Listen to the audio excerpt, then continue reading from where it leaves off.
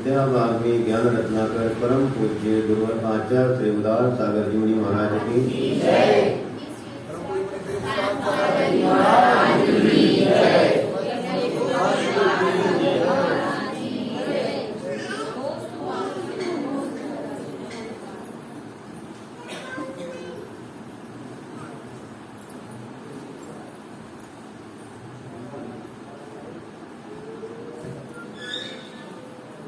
ऐसे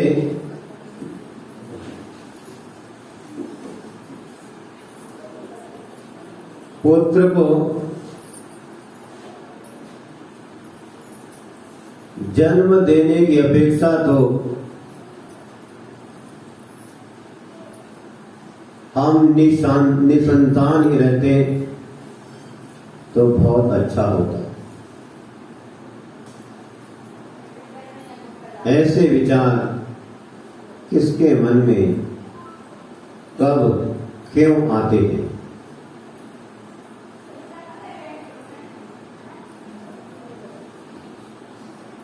ऐसे हजारों हजारों माता पिता हैं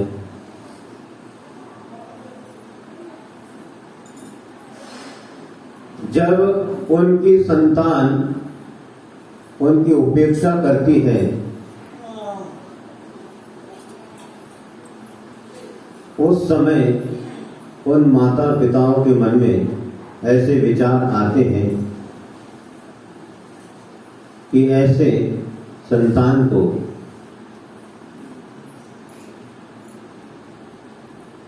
जन्म देने से अच्छा तो होता कि हम निसंतान ही रहते।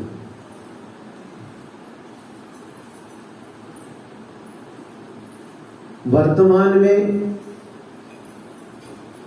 ऐसी स्थिति परिस्थिति बढ़ते जा रही है।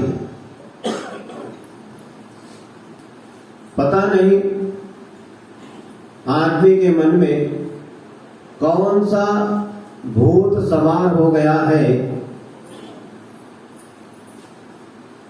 प्रेम करने की जगह द्वेष करता है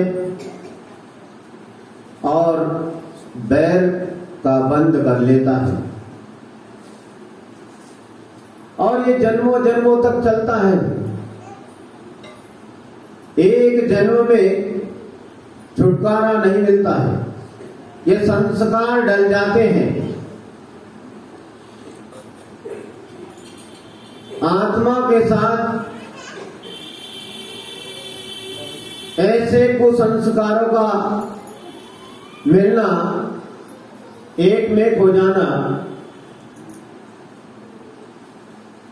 कितनी बार जन्म मरण कर लो ऐसे कुसंस्कार हमारा पीछा नहीं छोड़ते।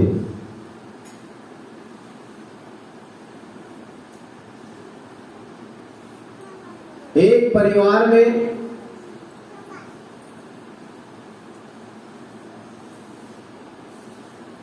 कुछ दिनों से आपसे मनमुटाव चल रहा था। आखिर में निर्णय लिया गया पिता से कहा गया कि पिताजी अब हम आपकी सेवा नहीं कर सकते। पिताजी गंभीर थे। क्यों बेटा, क्या बात हो गई? नहीं, घर में निर्णय लिया गया है, अब हम आपको घर में नहीं रख सकते।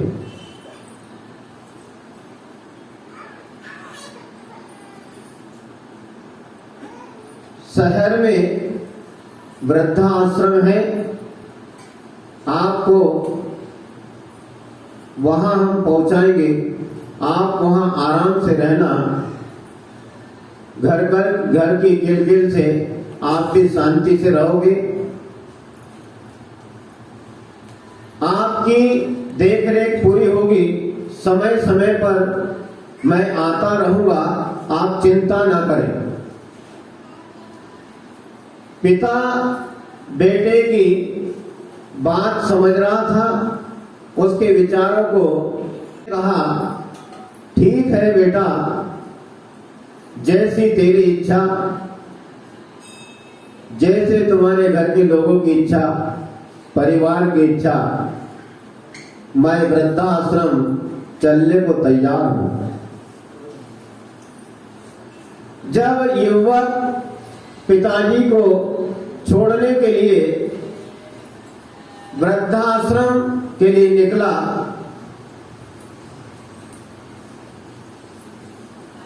चलते चलते रास्ते में पिताजी ने कहा कि बेटा, मैं थक गया हूं, थोड़ा विश्राम कर लेते हैं। तो एक छायादार वृक्ष मिला, उस वृक्ष के नीचे पिता पुत्र दोनों बैठे हैं।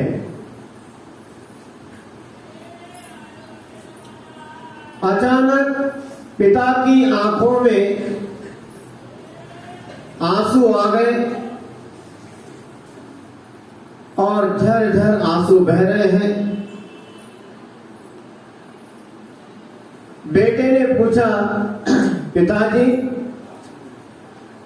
आप चिंता ना करें, आप दुखी ना हो, मैं आपकी पूरी रख रखाव देख रेख जरूर करूंगा, मैं वृद्धाश्रम आते रहूंगा, तुम्हें जिस भी वस्तु की आवश्यकता हो मैं आपकी आवश्यकता की पूर्ति करते रहूंगा, आप रोइए मत। पिताजी और जोर जोर से रो पड़े, फूट फूट कर रोने लगे। बेटा उनको समझा रहा है और पिताजी रो रहे हैं। बेटा बार बार कहता है कि पिताजी आप चिंता न करें, मैं वृद्धाश्रम में आता रहूंगा, कोई आए या ना आए मैं आपका ध्यान अवश्य रखूंगा, आप मत रोइए।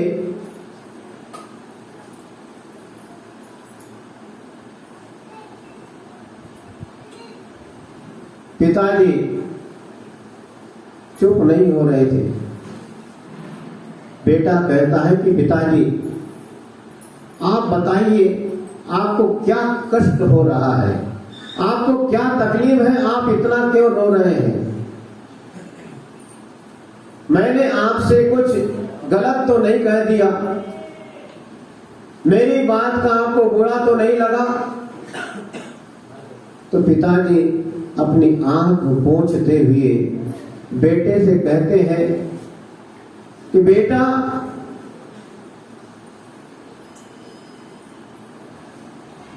तूने मुझसे जो भी बात कही उसकी मुझे तनिक भी चिंता नहीं है। तू मुझे वृद्धावस्था पहुंचा रहा है, मुझे कोई चिंता नहीं है। तो मुझसे पूछ रहा है कि पिताजी आप क्यों रो रहे हैं, तो इसमें भी तेरी गलती नहीं है।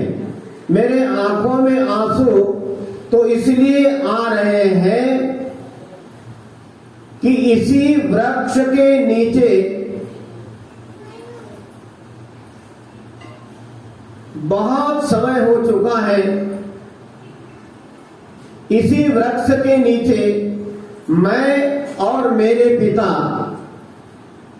बैठे थे और मैं मेरे पिता को वृद्धाश्रम पहुंचा रहा था। उस समय इसी वृक्ष के नीचे बैठकर मेरे पिता के आंखों में भी आंसू आए थे। मुझे तुझसे तकलीफ नहीं है, मुझे तो पुरानी याद आ गई है कि मैंने अपने पिताजी को भी वृद्धाश्रम ले जाकर छोड़ा था और इसी वृक्ष के नीचे बैठकर हमने विश्राम किया था, वही मेरी याद ताजा हो गई है, इसीलिए मेरे आंखों में आंसू आ रहे हैं। बेटा मैंने भी यही किया था। बेटे ने जब पिता की बात सुनी, पिता की बात सुनकर बेटा भी रोने लगा। बोले पिताजी मैं समझ गया, आपकी बात को मैं अच्छी तरह से समझ गया, अब ये गलती नहीं होगी पिताजी, आज के बाद ये परिपाटी तोड़ना होगी। नहीं पिताजी, मैं आपको वृद्धाश्रम नहीं, मैं आपको अपने आप के घर ले चलता हूँ, वृद्धाश्रम में नहीं जाना है, बिल्कुल नहीं जाना है। पिताजी मुझे क्षमा कर दो, मुझसे गलती हो गई, परिवार में मैं बातों में आ गया और मैंने आपको वृद्धाश्रम पहुंचाने की व्यवस्था बना ली थी, मुझे क्षमा कर दो पिताजी, मुझे क्षमा कर दो। वह बेटा पिता को प्रणाम करता है और अपने पिता को घर ले जाता है। नहीं, कान पकड़ता है कि नहीं, ऐसा गलत है, ऐसा हमें नहीं करना चाहिए। पिताजी की आंखों में भी आंसू इसलिए आए थे कि उन्होंने अपने पिताजी को वृद्धाश्रम पहुंचाया था और मैं भी अपने पिता को वृद्धाश्रम पहुंचा रहा हूं। तो ये संस्कार चलते रहते हैं। इस परिपाटी को मुझे तोड़ना है, ऐसा सोच के पिताजी को घर ले आता है और पिताजी की भरपूर सेवा करता है। बंधुओं, आज समझने की आवश्यकता है, जब कभी परिवार में, एकल परिवार में कोई समस्या आती है, कोई लंबी, कोई बड़ी बीमारी किसी को हो जाती है, या आकस्मिक कोई विपदा आ जाती है, या आर्थिक कोई समस्या आ जाती है, तो ऐसे प्रसंगों में बहुत कठिनाई आती है। और तो उसमें कितनी भी बड़ी बीमारी आ जाए, कोई आर्थिक समस्या आ जाए, कोई समस्या आ जाए, तो एक दूसरे के सहयोग से, एक दूसरे की सेवा से, एक दूसरे की सेवा भाव से मिलजुल कर जो भी समस्या आती है उसको वे सुलझ लेते हैं। और जब घर में पति, पत्नी और एक बेटा, अब क्या होगा? यदि पति बीमार हो जाए तो पत्नी यदि समझदार है, व्यापार करना जानती है, कहां से रुपया आएगा, यदि उसे विवेक है तो ठीक है, और नहीं तो आर्थिक समस्या आना ही आना है। बच्चे छोटे छोटे हैं, क्या होगा? बड़ी समस्या हो जाती है। तो ऐसे समय में फिर अपने माता पिता की याद आती है, परिवारजन की याद आती है, पश्चाताप होता है। तो ऐसा पश्चाताप न करने की अपेक्षा ऐसा कुछ सुधार होना चाहिए हमारे विचारों में, हमारी भावनाओं में।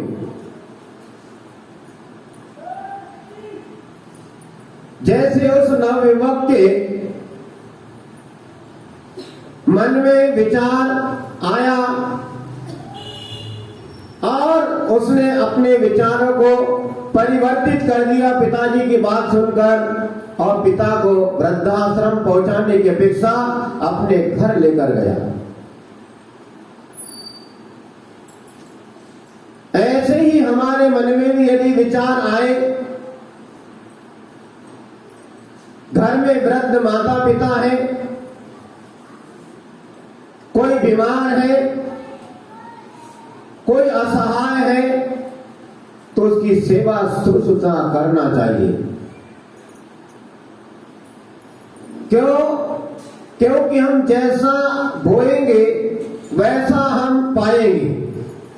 और ये परिपाटी, एक संस्कार, ये चलते ही रहते हैं, चलते ही रहते हैं। हमने यदि अपने पिता के साथ में गलत व्यवहार किया, माता के साथ गलत व्यवहार किया, अपने भाई के साथ गलत व्यवहार किया, अपने पत्नी के साथ गलत व्यवहार किया, अपने बच्चों के साथ गलत व्यवहार किया, अपने माता पिता के साथ गलत व्यवहार किया, XYZ किसी भी व्यक्ति के साथ में हमने यदि कोई गलत व्यवहार किया है, तो भविष्य समय हमारे सामने समस्या के रूप में खड़ा रहता है। हमारे सामने वह कर्म आके खड़ा रहता है कि तूने जैसा किया था वैसा भोगने के लिए तैयार हो जा। और आदमी कहता है कि नहीं, मैं इस कर्म का फल नहीं भोग सकता हूं, मैं तो सुख चाहता हूं, मैं दुख नहीं चाहता हूं। तो जैसा किया वैसा भोगना पड़ता है। इसीलिए वक्त है, समय है, समझ है, बुद्धि है। हम जो अनायास जाने अनजाने में भी गलती कर जाते हैं तो उन गलतियों को सुधारने की आवश्यकता है। रुपया पैसा कमाना एक तरफ, भगवान की पूजा अर्चना करना एक तरफ, लेकिन जो व्यवहार है, हमारा व्यवहार मधुर होना चाहिए। व्यवहार में यदि मधुरता आती है तो हमारे जीवन में भी मधुरता अवश्य आती है। और हमारे व्यवहार में भी कटुता है, अहंकारवश, अरे जो होगा तो देखा जाएगा, जबकि जब देखा जाएगा, अभी तो मैं तुझसे निपटता हूं। तो उससे तो तुम निपट लोगे, लेकिन जो पाप कर्म का उदय आएगा तो उस कर्म से निपट नहीं पाओगे। हंसते हंसते हुए आदमी कर्म मानता है और रोते रोते फिर कर्म का फल भोगता है। तो इससे अच्छा है कि हम 24 घंटे में हम क्या क्या करते हैं, क्या अच्छा करते हैं, क्या बुरा करते हैं, उसके ऊपर हमारी नजर होना चाहिए।